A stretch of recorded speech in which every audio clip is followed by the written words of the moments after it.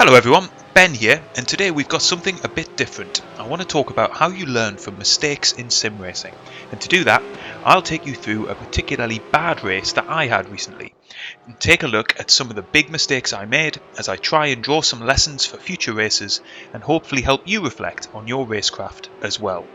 But before we get going, make sure to subscribe to the channel so you don't miss future races and guides that we have coming up. So, the race in question is a ranked session in the GT3 at Brands Hatch. Before we get into the race itself, some context. I love the largely well-behaved racing you get on most ranked RaceRoom servers, and very much see myself as a fair and measured sim racer.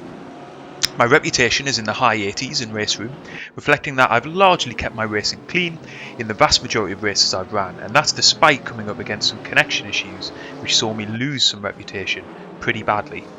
I also love Brands Hatch, it's one of my favourite circuits, and although I'm far from alien quick around the track, it's certainly one of my best. I've lapped here a lot in many different sims, including putting in a lot of hot laps in RaceRoom since it became available at Christmas. So it wasn't too big a surprise that I qualified well for this ranked race, with a 125 flat giving me 4th spot on the grid, just a 10th or 2 shy of 3rd. Second and first were a decent chunk faster than everyone, a further 8/10ths quicker than me.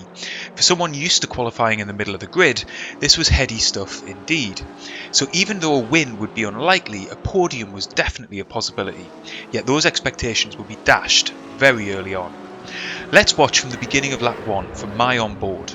As you'll see, we have a neat and tidy T1, and although one car comes past, he promptly loses it. So far, so good. Down into the hairpin, I even get the inside line on 3rd place, but he holds it around the outside and maintains track position.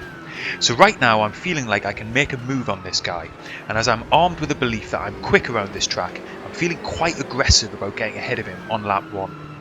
As we roll into the corner, I feel like I've got well alongside him and that I'm hugging the inside, but he keeps turning in, and all of a sudden he's around and I'm on the grass and losing positions hand over fist. As I recovered to the track, I was genuinely convinced he had closed me off and not given me the room to take the corner. I was actually feeling pretty angry about it. But was I right to?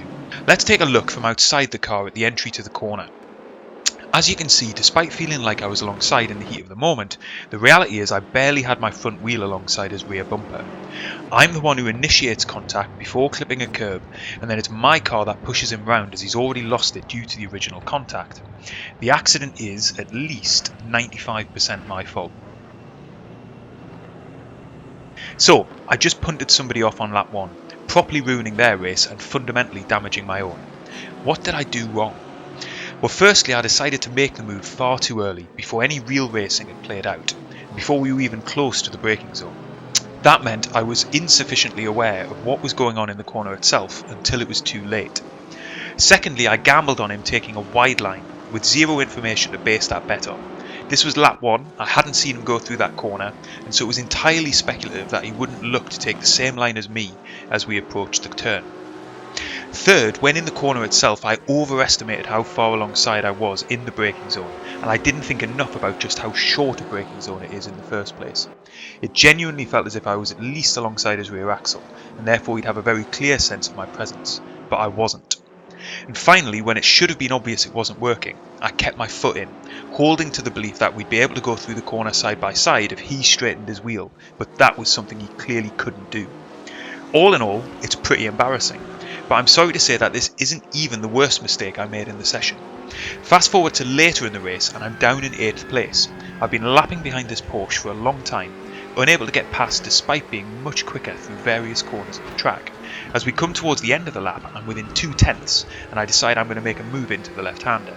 I try to be late on the brakes, move to the inside, but he goes to take his usual line through the corner. We have contact and he's spun around. To be honest, in this instance, I knew this was my fault. My heart sank when I saw him spinning around, as it really wasn't my intent, and again I'd bet on him knowing I'd be coming because I'd been following so closely for so many laps. But the move was so clumsy that even at the time I knew I was in the wrong. Again, I'd made my mind up too early that this was going to be the moment that I'd get past. I'm too far behind to make the move, and he's got very little chance of understanding my intentions or taking a different line to avoid contact. Clearly, I owe both of these drivers a big apology for spoiling their races. The rest of the race was littered with smaller mistakes, yet in the end I came home 7th, less than 10 seconds away from 3rd. That podium really had been a possibility had I not made these fundamental mistakes. Looking at the footage alone, you'd think I was an archetypal dirty driver, yet I know I'm not. So as a self-proclaimed fair sim racer, racing at one of my favourite tracks, in a car class I know well, how do I explain having made these mistakes? Well, firstly, I think I was too confident in my pace versus the rest of the field. This led to an unusual sense that I really don't have very often, that I should look to take 3rd place immediately on lap 1, and to making other decisions in the race far too early about passing manoeuvres. I took it for granted that other drivers would see me, accommodate my lines and create space in the corner. Second, although I know Brands Hatch very well, this was actually my first online race at the track ever. Strange to say, that fact didn't dawn on me until I was making this video. So although I was confident of my pace, I had no prior experience of racing other humans at this track. I think that contributed to me making some poor assumptions of the kinds of lines other drivers would take through the corners and the extent to which it would be difficult to overtake full stop, even when quicker than the car ahead. Third, I got frustrated and struggled to shrug that off during the rest of the race. The lap 1 incident, which remember at the time I thought was someone else's fault, stayed with me for the whole race. Not in a red mist I must exact revenge sort of a way, but rather in a sense of an opportunity being lost. Being then stuck behind slower cars and unable to make a pass meant I became a bit desperate in trying to salvage something from the race, so I tried to force it and just compounded my initial mistake. So there you go, an honest assessment of a bad race day. One thing I would say to anyone watching is if something does go wrong on track, it's always worth looking back at footage if you have the time and reflecting on what you could have done differently. You can set RaceRoom up to automatically record replays of all of your sessions, and that way, even if you do make a mistake in a race, you can at least go back and try and learn from them in the future. Anyway, I hope you've enjoyed the video and found it helpful. If you have, leave a like and subscribe so you don't miss any of the races and guides we have coming up on the channel in the coming weeks. And I'll see you next time.